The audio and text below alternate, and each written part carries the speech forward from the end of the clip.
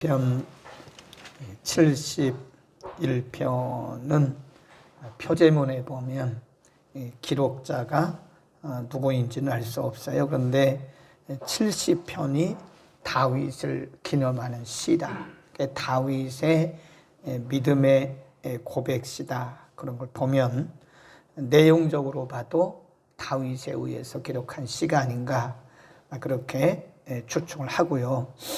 그 다음에 71편 오늘과 내일 두 번에 나누어서 공부를 하는데 내용의 흐름을 전체적으로 볼 때 지금 시편의 기자가 굉장한 고난의 현장에 머물고 있다. 그것을 저는 고난의 터널이라고 표현을 합니다. 터널이 있잖아요. 지금 고난의 터널 속에서 그 고난의 터널 속에서 지금 이 시편의 기자가 하나님 앞에 어떻게 부르짖었는가, 또 어떻게 반응했는가, 그리고 그 부르짖음과 반응이 어떻게 승화됐는가.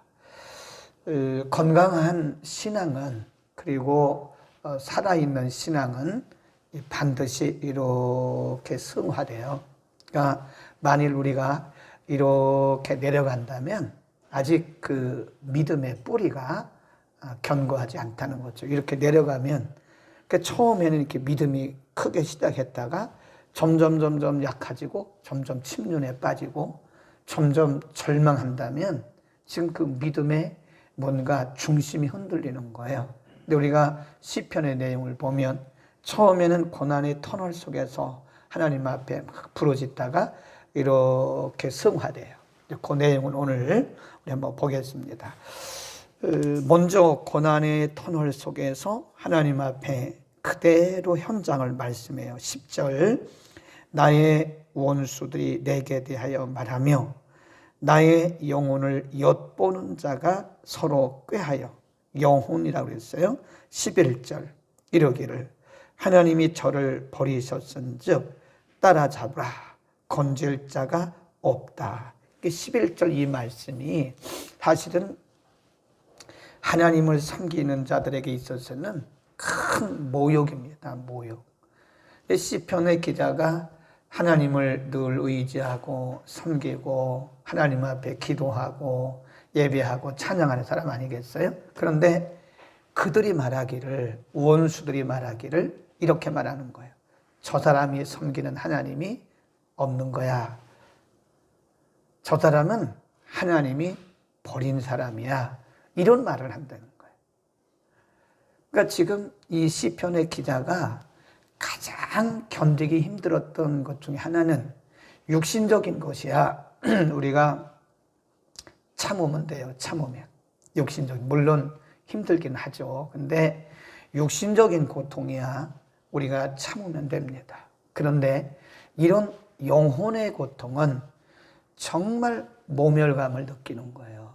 여러분, 우리가 사람에게 고통을 줄 때 육체적인 고통은 오히려 낫습니다. 그러니까 인격적 모멸감을 주는 것은요, 그 인격을 죽이는 거예요.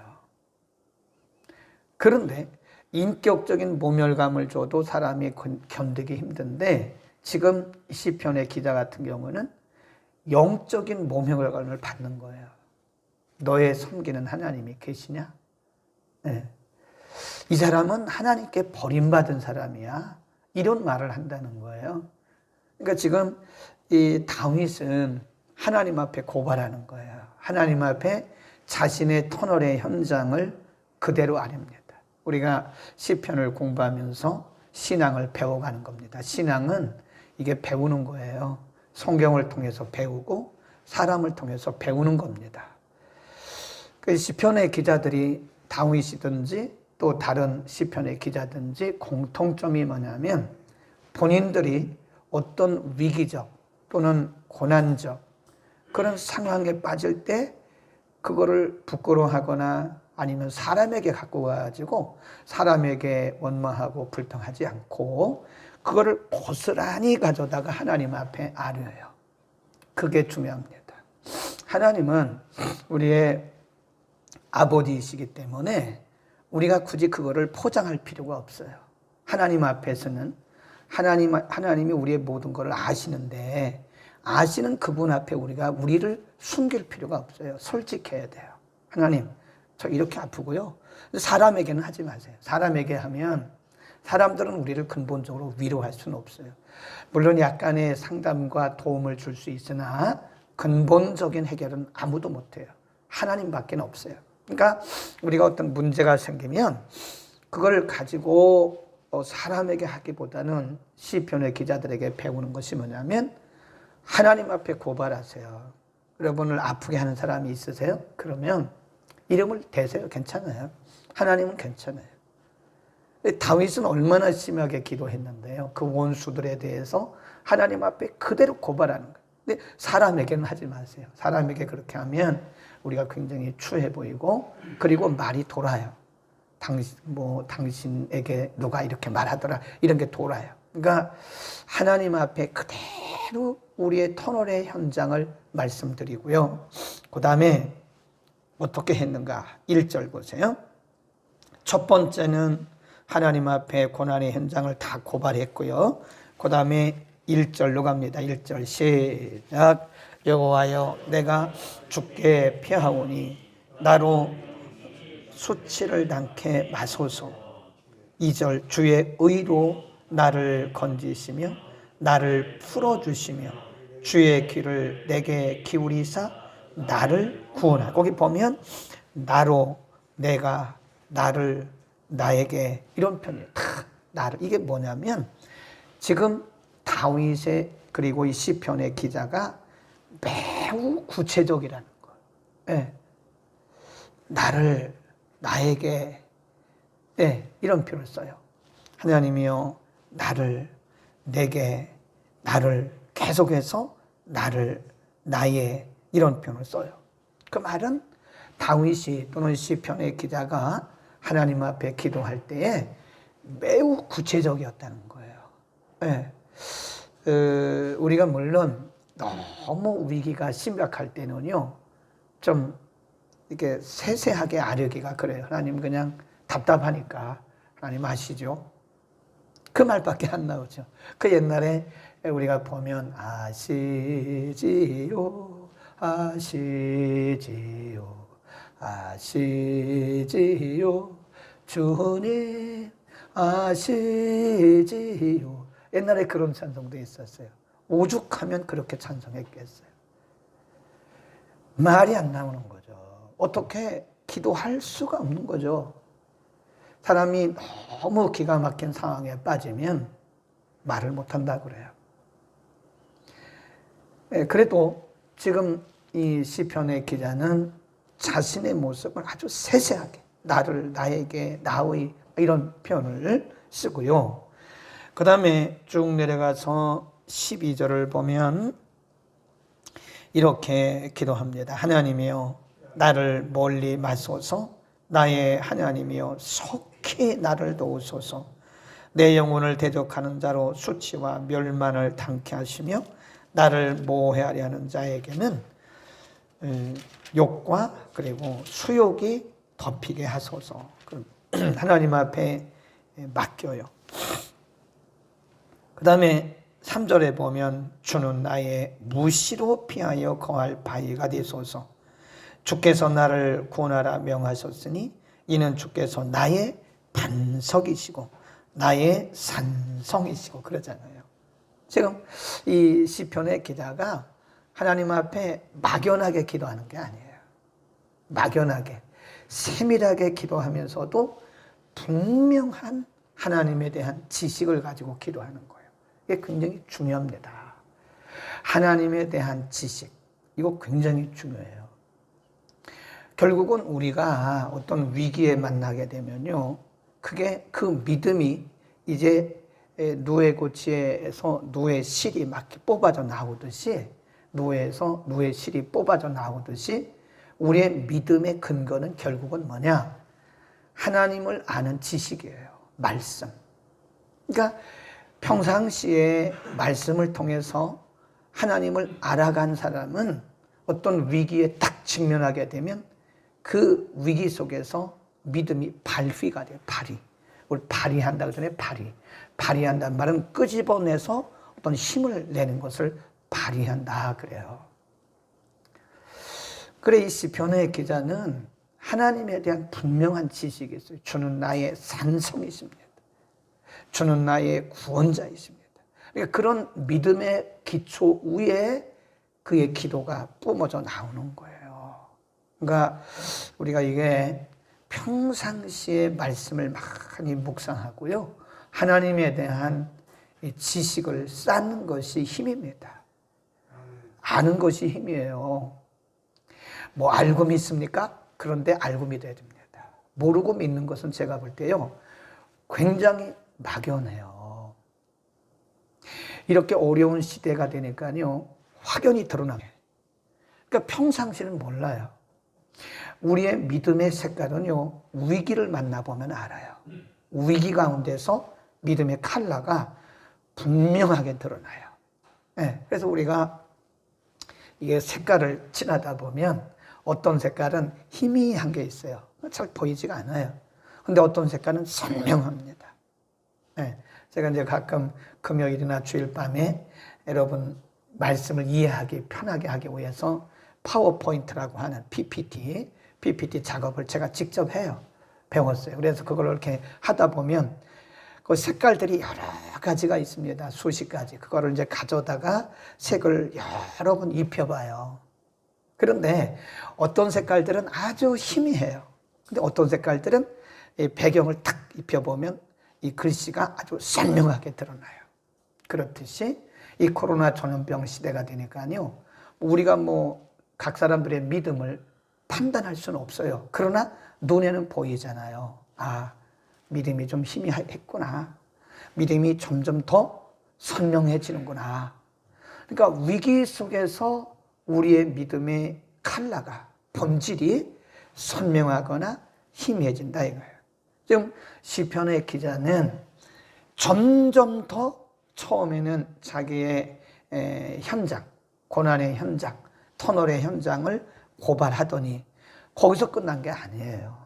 하나님에 대해서 구체적으로 기도하다가 이것이 쫙 올라갑니다. 한번 가보세요. 세 번째, 결단과 확신이 있어요. 주는 나의 소망이시요 나의 빗때부터 의지시다. 그 다음에 6절도 보면 내가 모태에서부터 주의 붙드신 바 되었으며 내 어미 배에서 주의 취하여 내신 바 되었사오니 나는 어떻게? 나는 항상 주를 찬송하리이다. 앞으로 얘기해요. 앞으로. 저는 환경에 상관없이 내가 지금 경험하고 있는 이런 위기에 상관없이 하나님 저는 항상 주를 의지하고 주를 찬송하겠습니다. 그래요. 8절 시작. 주를 찬송함과 주를 존숭함이 어떻게? 종일. 아까는 뭐라고 그랬어요? 항상. 지금은 뭐라고 그래요? 종일. 종일 가득하리다. 내 입에 종일토록 가득하리다.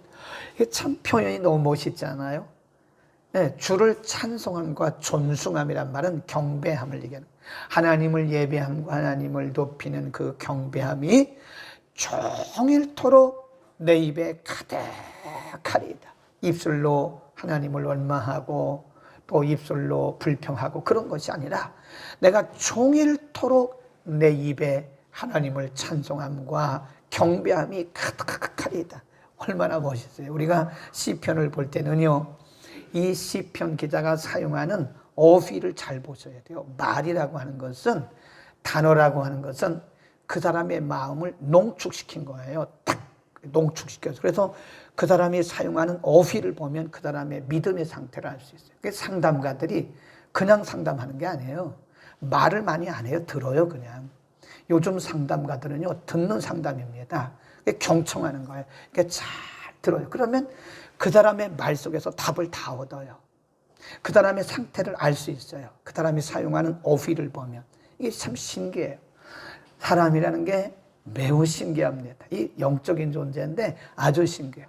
그 사람의 신앙의 상태를 말할 수 있는 거예요. 그러니까 지금 시편의 기자가 뭐라 그러냐면 제가 항상 주를 찬송하고 종일 주를 찬송함과 존송함이 내 입에 가득하리이다. 그 다음에 15절로 갑니다. 내가 거기입니다. 시작. 내가 측량할 수 없는 주의 의와 구원을 내 입으로 종일 전하리이다. 그러잖아요. 네. 이제 하나님을 찬송하는 것에서 끝나지 않고 그 하나님을 전파하겠다. 그 하나님을 내가 전파하겠습니다. 심령 내가 주 여호와의 능하신 행적을 가지고 오겠사오며 주의 의 곧 주의 의만 진술하겠나이다. 그래. 14절 시작. 나는 항상 뭘 품고? 소망을 품고 항상 소망을 품고 주를 더욱 찬송하리. 그것도 줄거놓읍시다. 얼마나 멋있어요. 네. 지금 이 시편의 기자의 신앙이 이렇게 승화되어 가는 거예요. 너무 멋있어요. 네. 이렇게 승화. 그러면서 그가 고백하기를 나는 항상 소망을 품고 주를 더욱 찬송하리이다. 이 14절 말씀이 오늘 키 센텐스인 것 같아요. 얼마나 멋있어요. 여러분, 우리의 신앙이라는 것은요, 이게 배워가는 겁니다. 배워가는 거예요. 어? 인생도 배우는 거예요. 물론 우리가 1대1로 하나님께로부터 우리가 말씀을 통해서 영감받고 하는 거고, 그런데 사실은 이 신앙도 우리가 이렇게 배워가는 거예요. 그래서 주변에 정말 믿음이 좋은 사람이 있으면요, 우리가 그 사람을 닮아가는 거예요. 그런데 참 불행한 것은 우리에게 그런 분이 없다면 물론 우리가 개척해 나가는 거죠. 우리의 신앙을 개척해 나가는데 그만큼 더디고 어려워요. 더디고 어렵습니다. 우리의 영원한 멘토는 성령님이십니다. 성령께서 우리를 가르쳐요. 어떤 분은 이렇게 말해요. 나는 사람에게 배울 필요가 없어요. 성령이 내 멘토예요. 굉장히 맞는 말이에요. 너무 성경적인 말이에요. 그런데 사람은 현실적으로 복음이 있는 거예요. 누군가가 나에게 길을 안내해 줘야 돼. 그래서 우리 주변에 믿음이 참 성경적이고 복음적이고 하나님 중심적인 그런 사람들이 우리에 있을 때 우리는 간접적으로 배우는 거예요. 직접적인 것은 말씀과 성령이지만 간접적으로 배우는 거예요. 줄어드는 거예요. 이해하시겠죠? 그러니까 이 믿음을 우리가 배워가는 거예요. 고난의 현장에서 터널의 현상을 사람에게는 말하지 말라고 그랬죠. 그러나 그것을 해결하는 나가는 방법은 가장 먼저 우리의 영원한 멘토이신 성령님으로부터 그리고 성경으로부터 우리가 얻는 것이고요. 그러나 우리가 영적인 감각의 한계가 있잖아요. 우리가 성령의 음성을 제때제때 듣는 사람이 얼마나 있겠어요. 그리고 말씀을 통해서 하나님의 레마의 말씀을 받는 사람이 우리 가운데 얼마나 있겠습니까? 잘 몰라요. 그리고 아무리 그런 사람도요, 아무리 나이가 있고 경험이 있는 사람도요, 막상 자기 문제가 되면 잘 이게 방법이 안 나오는 거예요. 그게 다른 사람들의 말은, 다른 사람들의 문제는 우리가 이렇게 상담도 해주지만 막상 자기가 문제를 만났을 때는 잘 못합니다. 저도 마찬가지예요. 그래서 멘토가 필요한 거다. 우리는 다윗을 멘토로 삼아도 돼요. 아니면 이 시편에 있는 이런 분들을 멘토로 삼으면 돼요. 내게 멘토가 없다고 막 이렇게 불평하지 마세요. 멘토를 찾으면 돼요. 여기 있잖아요. 여기. 성경에 있잖아요. 네. 어떤 분들은 독서를 통해서 멘토를 찾아요. 우리 중에도 보면, 우리 시중에도 보면 정말 목회를 잘 하시고 이 글을 잘 쓰시는 목사님들이 많으세요. 네. 그분들의 책을 읽으면 돼요. 그분들 직접 못 만나도, 직접 만나지 못해도 그분들의 책을 내가 멘토로 삼고 그분들의 책을 늘 읽으면 그분들의 책을 통해서 멘토링을 받을 수 있고, 가장 중요한 것은 성경의 멘토링이고 또 가까이서 사람의 멘토링을 받을 수도 있고, 어쨌든 제가 지금 강조하고 있는 것은 우리의 신앙은 점점 승화되어 가야 됩니다. 그게 건강한 신앙이고 그것이 살아있는 신앙입니다. 그래서 지금 14절에서 이 시편의 기자가 이렇게 결단하고 확신을 가졌다고 하는 것은 하나님을 아는 지혜와 지식이 그에게 이렇게 기본적으로 되어 있기 때문에 그런 겁니다. 우리가 평상시에 운동을 해야 하듯이, 평상시에 운동을 해야 하듯이, 그러니까 평상시에 말씀 묵상 많이 하고요, 또 말씀 많이 듣고요, 또 말씀도 참 깊이 듣고요, 그리고 하나님에 대한 지식이 우리 가운데 차곡차곡 쌓여져야 돼. 그러면 어떤 위기를 만났을 때 그 신앙이 뭐 된다고 그랬어요? 발휘하는 거예요. 실력을 발휘하는 거예요. 진짜 실력은 위기에서 나와요. 네, 평상시는 잘 몰라요. 신앙의 실력을 발휘하는 것은 바로 하나님에 대한 이런 지식이다. 오늘도 이 시편의 기자를 통해서 우리가 하나님을 아는 지혜가 더하고요, 지식이 더하고, 그리고 우리가 어떤 상황 속에서도 하나님을 끝까지 신뢰하고 승리할 수 있기를 축원합니다. 거룩하신 우리 아버지, 오늘 시편의 기자가 말로 다 할 수 없는 그런 영혼의 고통과 모멸감을 느끼는 상황 속에서 먼저는 자신의 수치스럽고 모멸감 당하는 그런 상황을 인간적으로 대항하거나 저항하거나 부끄러워하거나 또는 절망하지 않고 하나님 앞에 온전히 그 현장을 아뢰었고, 그리고는 하나님 앞에 세밀하게 기도하다가 하나님 앞에 온전히 맡기며 하나님을 아는 지식으로 말미암아, 지혜로 말미암아 하나님을 찬양하고 하나님을 의지하고 신뢰하고 하나님을 종일토록 항상 경배하겠다고 고백했던 것처럼 하나님, 우리의 신앙이 날이 가면 갈수록 점점 더 승화되고 하나님 중심, 말씀 중심의 견고한 신앙으로 승화되고 성숙되어 가도록 우리를 축복하여 주옵소서. 우리의 믿음의 눈을 여시고 우리의 믿음의 귀를 여시고 우리의 뜨거운 가슴이 평생에 식어지지 않게 하옵소서. 문제보다 훨씬 더 크시고 위대하신 하나님만 보이게 하시고, 주님, 하나님 작게 보이는, 문제는 커 보이고 하나님은 작게 보이는 불신앙적이고 참으로 성숙하지 못한 우리의 신앙이 되지 않도록 항상 하나님을 바라보는 우리의 믿음의 눈을 밝혀 주옵소서.